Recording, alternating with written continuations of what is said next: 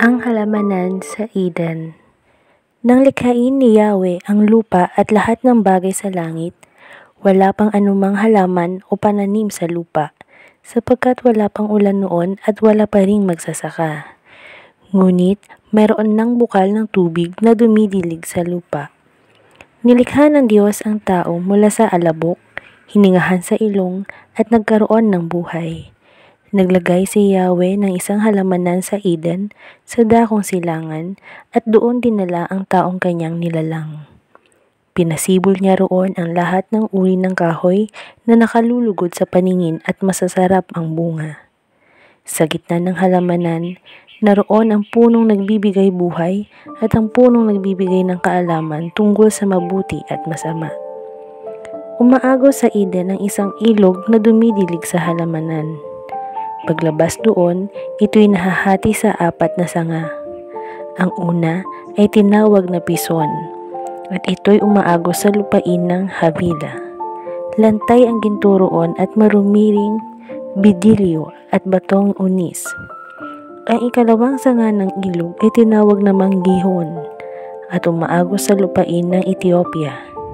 Tigres naman ang itinawag sa ikatlong sanga, at umaagos naman ito sa silangan ng Assyria. Ang ika-4 na sanga ay ang Euphrates.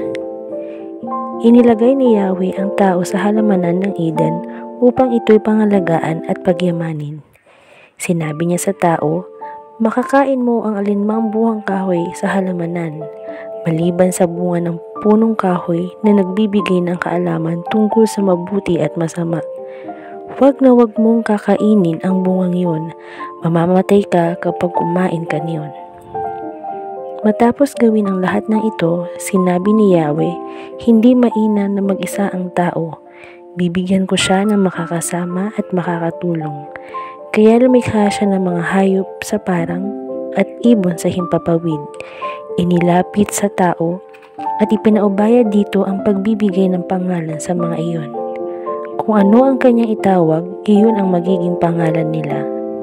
Ang tao nga ang nagbigay ng pangalan sa lahat ng ibon at mga hayop, maging maamo o mailap.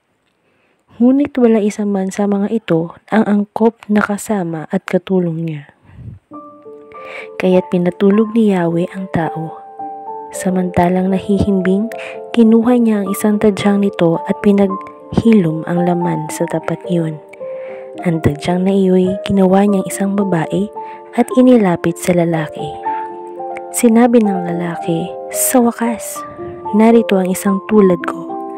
Laman ng aking laman, buto ng aking buto." Babae ang siyang itatawag sa kanya, sapagkat sa lalaki nagmula siya.